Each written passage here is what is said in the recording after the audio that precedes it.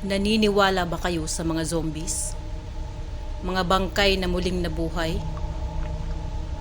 Base sa kwento ng mga matatanda, ang mga taong may lahing amaranhig ay muling bumabangon sa hukay pagkatapos nitong mamatay upang gawin ang mga hindi pa nila nagagawa nung sila ay nabubuhay. Ang kwentong ito ay base sa totoong pangyayari noong ako'y bata pa. May kapitbahay kami dati sa probinsya ng Masbate, na sa tingin ko ay may lahing amaranhig. Itago na lang natin siya sa pangalang Susan. Si Aling Susan ay dayo lamang sa probinsya namin sa Masbate. Nanggaling siya sa probinsya na hindi ko na nalaman kung saan. Meron siyang 3 mga anak at ang bunso ay 3 buwang gulang pa lamang. Mabait si Aling Susan at marami siyang kasundo kabilang na doon ang aking nanay. Walang napabalitang nakaalitan niya doon sa barangay namin. Ang tanging problema lamang ay ang kanyang lasenggerong asawa na si Mang Raul. Naaalala ko pa noon na walang araw na hindi ko nakitang walang dalang bote si Mang Raul.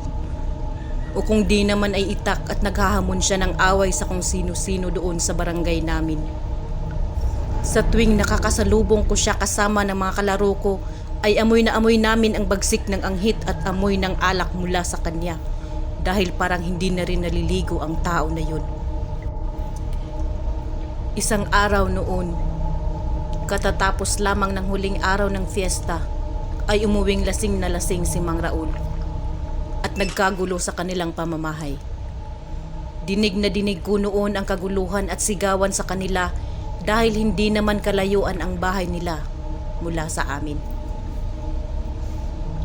Walang ni isang kapitbahay ang nagtangkang lumapit o umawat kay Mang Raul habang binubugbog niya si Aling Susan dahil takot sa kanya ang halos lahat ng mga tao doon. Sa aking palagay ay natalo yata si Mang Raul sa sabong at dahil na rin sa sobrang kalasingan kung kaya pinag-initan niya ang kanyang asawa. Narinig kong umiiyak si Aling Susan dahil ipinatalo ni Mang Raul sa sugal ang perang pambili sana ng pagkain nila at gatas ng bunso nilang anak. Sa katunayan, palagi ngang umuutang ng gatas at bigas si Aling Susan sa tindahan namin at doon ko rin napag-alaman, base sa usapan nila ni nanay, na ang kakarampot na perang kinikita niya mula sa paglalabada ay kinukuha pa ni Mang Raul sa kanya para ipangsugal at ipangbili ng alak. Hindi ko na alam ang iba pang detalye sa pangyayari nung gabing yun. Basta ang napansin ko lang, nung mga sumunod na araw ay hindi ko na nakitang lumabas ng bahay si Aling Susan. Minsan ay umutang ng gamot ang anak na panganay ni Aling Susan sa tindahan namin ay tinanong ko siya kung nasaan at kumusta na ang kanyang nanay. Doon ko napag-alaman na ilang araw na palang nakaratay sa higaan at hindi makatayo si Aling Susan dahil sa sakit na sa tingin ko ay binat sanhi ng pambubugbog ni Mang Raul sa kanya.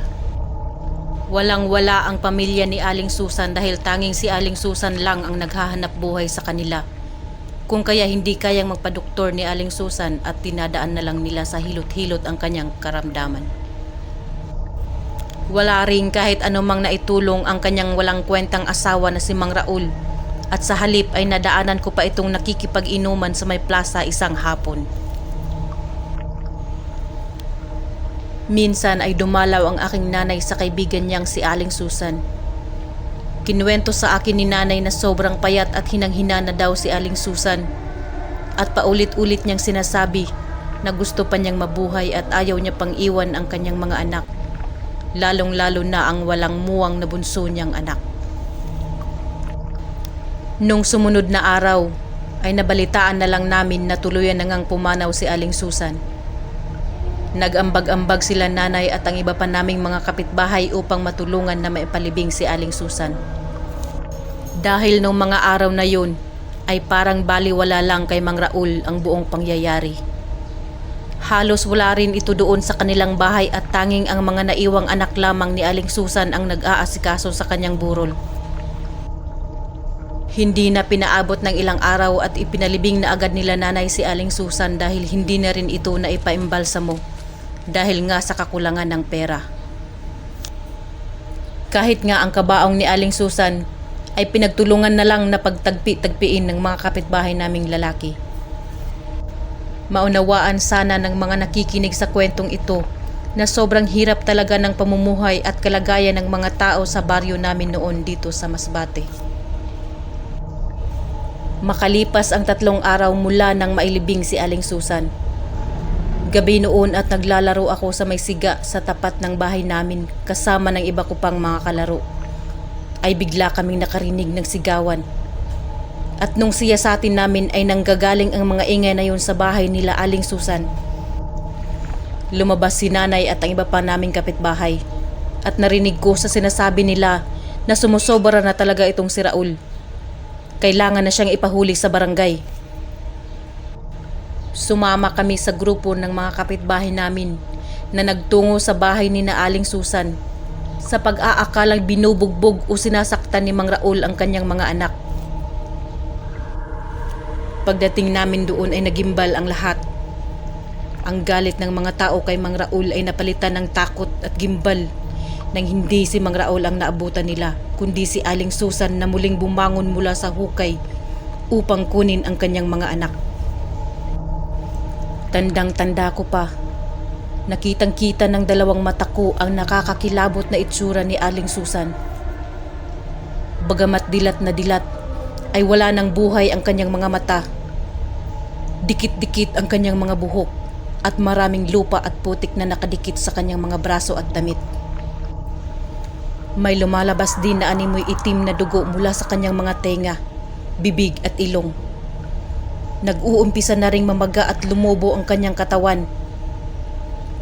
Kahit hindi kami nakalapit sa sobrang sindak, ay amoy na amoy ko sa kinatatayuan ko ang nabubulok na katawan ng isang bangkay.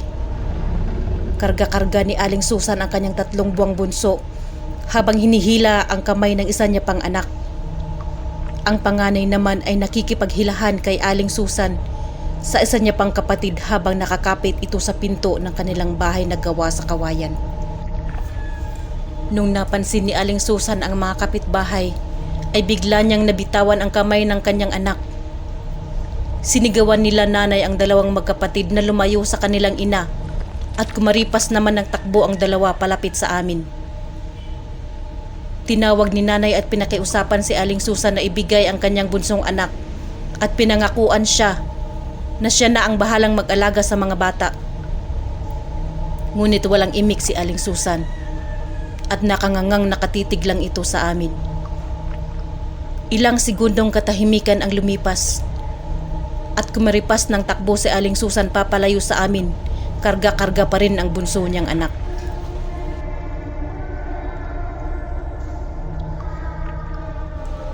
Sinubukan siyang habulin ng mga kalalakihan sa pagtatangkang maagaw ang sanggol.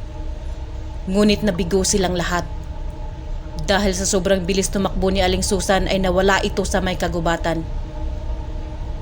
Kinabukasan ay pinuntahan nila ang puntod ni Aling Susan at nakita nila na animoy kakatabon pa lang ng kanyang puntod.